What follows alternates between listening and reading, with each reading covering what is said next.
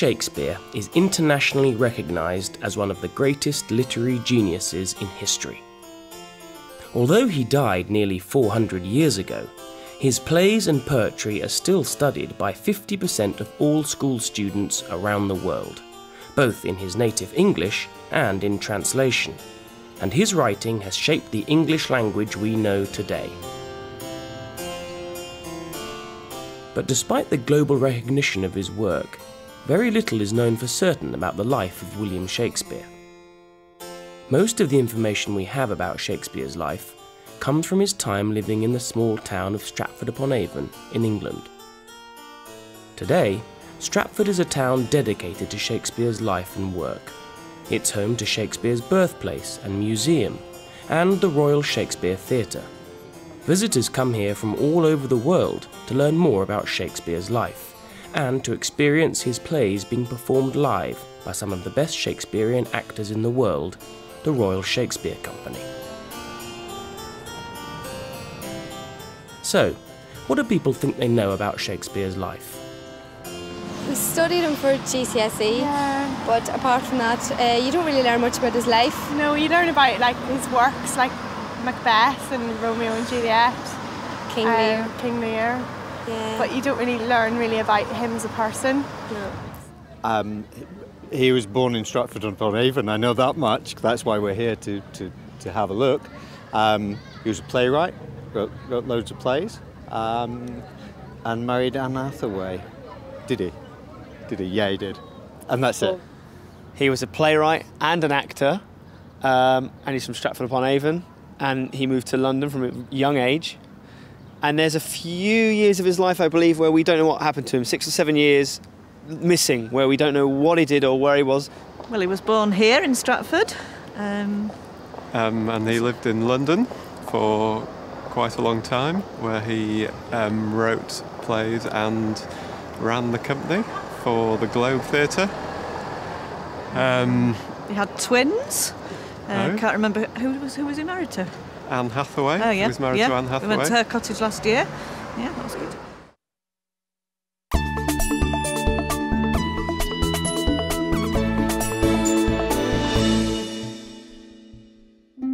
So, what are the facts? What do we actually know about Shakespeare? William Shakespeare was born on the 23rd of April, 1564, in this house in Stratford-upon-Avon. His father, John, was a successful glove maker and had a workshop in the house. William was one of 8 children, 4 boys and 4 girls. He went to school in Stratford, but he'd left school by the age of 16. At 18, William married the 26-year-old Anne Hathaway, and they had 3 children, a daughter, Susanna, and twins, Hamnet and Judith. Hamnet died when he was just 11. We know that in 1592, Shakespeare was living in London. He was writing plays and acting in theatres like the famous Globe Theatre. But we don't know when he left Stratford, or how he became a playwright. At this time, the theatre was extremely important, and by the time he died in Stratford at the age of 52, Shakespeare was a successful and wealthy man. His 37 plays had been performed for audiences from royalty to the poor in theatres in London and around the country. The Globe used to be one of the biggest theatres in London, and since its restoration in 2000, audiences here have been able to experience what going to the theatre used to be like 400 years ago. It was a very different experience, as Jackie O'Hanlon from the RSC explains. Theatre in Shakespeare's time was an incredibly popular form of entertainment. There wasn't anything else. There was no television. Everybody went to the theatre. Everybody. The tickets were cheap. All kinds of society, all kinds of people would be in a theatre together watching the play. The Globe held an audience of up to 3,000. They were really big events, and they were the kind of thing that you would take an afternoon off work to go to. In Shakespeare's time, the audience misbehaved, it shouted out, it threw things at the actors. Another difference is that women did not perform on stage when Shakespeare was writing plays. The other crucial difference about theatre in Shakespeare's time was that it happened during the day. So evening performances couldn't happen because it was dark. So a lot of performances happened in the daytime, outside.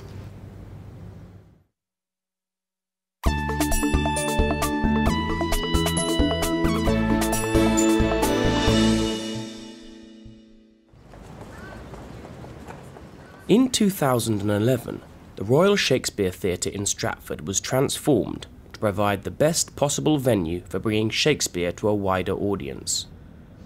In this new Royal Shakespeare Theatre, everything is brought much closer together. So the furthest seat from the stage is 15 metres away. In the old theatre, it was 24 metres. So a really big difference. We wanted to create a sense that the audience and the actors are in the same room, that we're sharing this story together.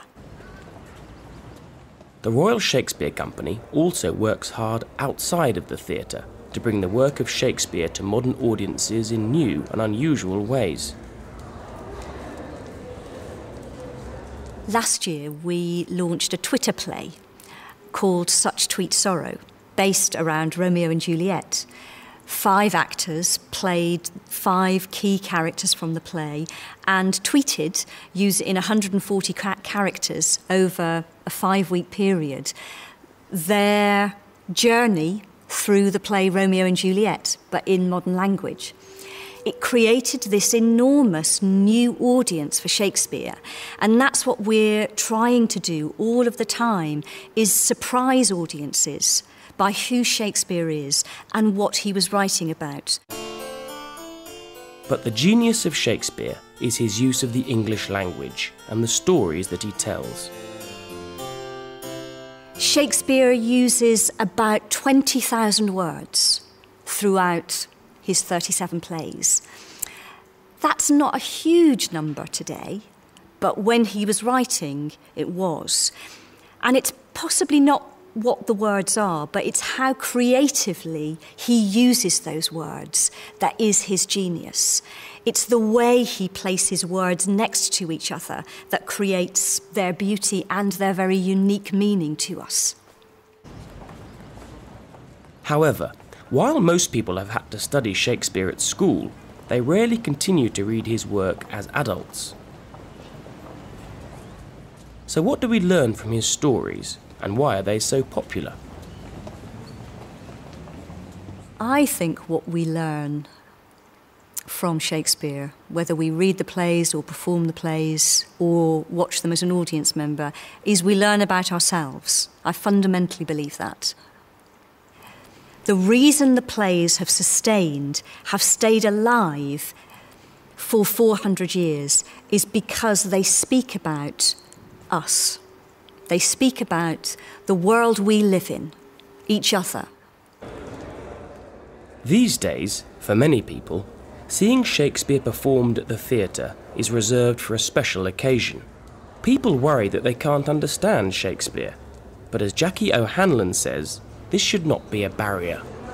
I will first of all look at a Shakespeare play and not immediately be able to understand it. So the first thing is to accept that's normal and good.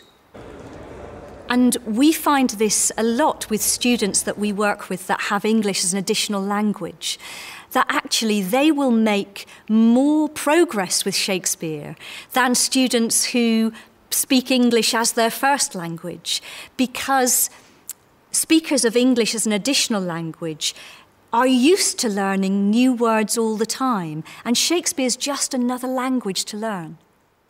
And even if people are sometimes unsure about Shakespearean language, most people can remember at least a few quotes, although not always correctly. Tomorrow and tomorrow and tomorrow. To be or not to be, that is the question, whether 'tis noble in mind to suffer the slings and arrows. No reason, not the need. That's a good one when you're shopping. From King Lear. All's well that ends well. how sharper than a serpent's tooth it is to have a thankless child. My mother used to quote that to me all the time. I'm trying to think of more. I can't. To be or not to be is the obvious one. Yeah. A horse, my kingdom for a horse. Shall I not compare thee to a summer's rose?